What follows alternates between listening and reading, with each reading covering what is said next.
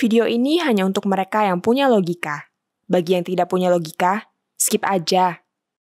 Usulan agar Gibran segera diturunkan ternyata datang akibat kekhawatiran bahwa Pak Prabowo tak akan bisa menyelesaikan masa jabatannya selama 5 tahun ini. Persisnya ada kekhawatiran bahwa Pak Prabowo akan meninggal atau berhalangan tetap dalam tahun-tahun ini. Yang bilang begini adalah mantan Kepala Badan Intelijen Negara Sutioso. Mantan Gubernur Jakarta ini menyatakan mendukung penuh tuntutan Forum Purnawirawan Prajurit TNI pada 17 April agar Gibran segera diganti. Sebagaimana dikutip dalam kanal YouTube Hersubeno Point, Sutioso bilang, "Kita doakan Presiden Prabowo Subianto selamat, sehat bahkan 1 periode lagi." Tapi kalimat dia tidak berhenti di situ. Dia kemudian mengatakan, "Tapi andai kata amit-amit 08 berhalangan tetap, siapa yang jadi presiden? Ya otomatis wakil presiden, itu konstitusi kita." Menurutnya dia sangat ragu bila Gibran diserahi tugas menggantikan posisi Prabowo. Dengan modal pemimpin seperti Gibran gitu, apa cukup menangani masalah negara yang sangat kompleks? Nasib bangsa ini dipertaruhkan, kata Sutioso. Saya percaya Sutioso bersikap jujur. Dia berharap Gibran diganti karena dia benar-benar khawatir Prabowo akan meninggal sehingga Gibran akan naik menjadi presiden. Menurut saya, Sutioso ini paranoid alias takut berlebihan. Dan kalau Forum Purnawirawan TNI itu berpikiran serupa, mereka juga paranoid. Mungkinkah Prabowo ditakdirkan meninggal dalam waktu dekat? Ya bisa saja, kan namanya juga takdir. Tapi tidak ada tanda-tanda sedikit pun yang menunjukkan bahwa Prabowo menuju ke kondisi itu. Usianya baru 73 tahun. Presiden Prabowo nampak sangat sehat. Saya yakin kondisi kesehatannya jauh lebih baik daripada Sutioso dan para purnawirawan TNI itu. Prabowo sangat mungkin menduduki jabatannya bukan hanya sampai 2029, tapi sampai 2034. Jadi kenapa pula harus membesar-besarkan kekhawatiran tak berdasar itu? Di sisi lain, kalaulah memang Prabowo terpaksa berhalangan tetap, munculnya Gibran sebagai pengganti adalah memang konsekuensi yang tak terhindarkan yang sudah harus dipikirkan ketika dulu bangsa Indonesia memilih Prabowo Gibran sebagai pasangan presiden wakil presiden. Itu adalah hal yang tak terhindarkan. Dulu pun ketika masyarakat memilih Jokowi Ma'ruf Amin, kita harus siap kalau Pak Jokowi berhalangan tetap, Presiden Indonesia jadinya ya Pak Ma'ruf Amin. Begitu juga dengan ketika masyarakat memilih Jokowi Yusuf Kala. Tidak ada yang luar biasa. Yang jadi luar biasa dan mengganggu adalah ketika kekhawatiran berlebihan itu diwujudkan menjadi gerakan politik yang mengadu domba bangsa. Kita kan sudah menjalani proses demokrasi pemilihan presiden wakil presiden secara langsung dan mayoritas bangsa ini sudah memilih Prabowo dan Gibran sebagai presiden dan wakil presiden. Anda boleh setuju, boleh tidak, tapi kedaulatan tertinggi di negara ini ada di tangan rakyat. Dan rakyat sudah memilih Prabowo Gibran. Karena itu agar kita bisa menghormati pilihan rakyat, kita tidak boleh masih menggugat hasil Pilpres 2024. Sedemikian absolutkah hasil Pilpres tersebut? Tentu saja tidak. Tetap ada kemungkinan untuk misalnya mengganti presiden atau wakil presiden yang sudah dipilih melalui Pilpres. Tapi pergantian itu harus tetap dilakukan secara konstitusional.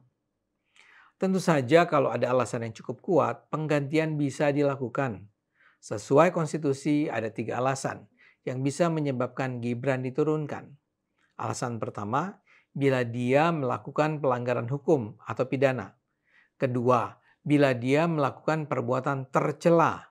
Ketiga, bila ada persoalan administrasi, misalnya dia sebenarnya tak memenuhi syarat administratif sebagai wakil presiden. Alasan pertama dan kedua sama sekali tidak bisa digunakan. Gibran jelas tidak melakukan pelanggaran hukum atau pidana dan juga tidak melakukan perbuatan tercela. Jadi sekarang ini yang nampaknya berusaha dibangun adalah gugatan bahwa Gibran mengikuti Pilpres dengan cara yang cacat secara konstitusi. Itulah yang nampaknya menyebabkan saat ini kita berulang kali mendengar berbagai pihak yang mengatakan bahwa Gibran terpilih menjadi wapres dengan menabrak konstitusi. Pernyataan ini berulang kali terdengar di ruang publik. Tapi itu adalah sebuah tuduhan yang menyesatkan, bahkan bisa dibilang fitnah. Mereka yang terus bilang bahwa Gibran terpilih dengan menabrak konstitusi harus malu. Gibran kan terpilih dengan mengikuti konstitusi yang berlaku. Memang sebelumnya ada Undang-Undang Pemilu 2017 yang isinya menyebabkan Gibran tidak bisa maju menjadi wakil presiden karena usianya tidak mencukupi. Dalam undang-undang itu dikatakan bahwa batas usia minimal presiden atau wakil presiden adalah 40 tahun, sementara usia Gibran baru 36 tahun. Tapi undang-undang itu diubah oleh Mahkamah Konstitusi pada 2023 karena adanya permohonan masyarakat.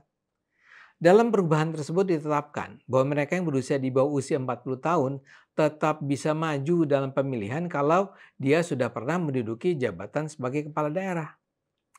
Karena adanya perubahan, Gibran menjadi layak maju karena dia pernah atau sedang menjabat sebagai wali kota Solo ketika itu.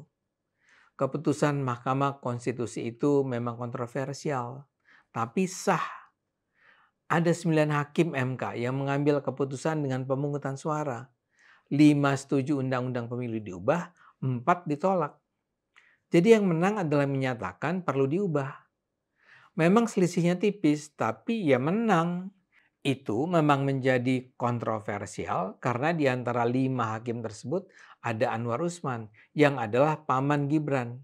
Gara-gara itu ada tuduhan bahwa terjadi kecurangan dalam pengambilan keputusan sehingga yang menang adalah yang mendukung perubahan.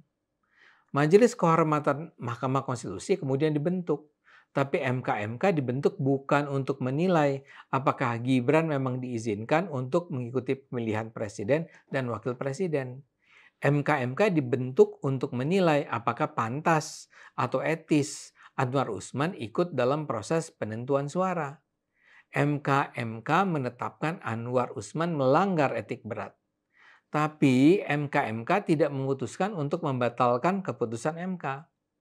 Anwar dinyatakan harus mundur dari posisinya sebagai ketua MK. Tapi keputusan MK tentang persyaratan calon wakil presiden tidak diubah. Jadi majunya Gibran sebagai calon wakil presiden tidak dilakukan dengan menabrak konstitusi. Masalahnya, para pembenci Gibran, dan sangat mungkin itu berarti pembenci Jokowi, tetap keras kepala menuduh Gibran menabrak konstitusi. Dan barang siapa yang berusaha meluruskan akal sehat dengan mengatakan tidak ada pengkhianatan konstitusi akan dilabrak habis-habisan. Ini yang misalnya terjadi pada Kaisang Pangarep, adik Gibran. Ketua Umum PSI ini diminta wartawan menanggapi desakan para purnawirawan TNI agar Gibran mundur. Kaisang bilang desakan untuk melengsarkan Gibran itu justru yang bertentangan dengan konstitusi karena Gibran kan terpilih dengan cara yang mengikuti konstitusi. Menurutnya Prabowo dan Gibran dipilih langsung oleh rakyat sesuai dengan konstitusi. Karena itu kalau pilihan rakyat itu mau dibatalkan begitu saja, pembatalan itulah yang melanggar konstitusi. Gara-gara bilang begitu, Kaisang dihujat, dicerca kanan, kiri, atas, bawah. Gibran dicerca sebagai anak haram konstitusi yang dihasilkan dari proses yang mengkhianati demokrasi. Menurut saya apa yang terjadi dalam kasus Gibran ini memberi pelajaran berharga buat masyarakat Indonesia. Siapapun bisa saja membenci keputusan-keputusan yang diambil berdasarkan undang-undang yang berlaku. Tapi begitu keputusan itu diambil dengan cara yang sesuai dengan peraturan perundangan, keputusan itu harus dihormati. Saya beri saja contoh saya di PSI. PSI kan tidak masuk parlemen karena suara total PSI tidak bisa melewati parliamentary threshold. Kami di PSI menganggap ketetapan threshold itu mengada-ada. Sebenarnya melanggar konstitusi dan ada karena partai-partai besar tidak mau partai-partai kecil seperti PSI bisa juga duduk di parlemen. Karena itulah PSI mengajukan judicial review agar threshold itu ditiadakan. Tapi upaya PSI gagal. Apakah PSI menerima keputusan bahwa PSI tidak bisa masuk parlemen? Ya menerima. Kami menerima, menjalankannya, dan tidak menuduh parliamentary threshold sebagai misalnya pengkhianatan konstitusi. Mudah-mudahan bangsa ini dapat berpolitik dengan terus menggunakan akal sehat. Ayo gunakan akal sehat. Karena hanya kalau kita gunakan akal sehat, Indonesia akan selamat.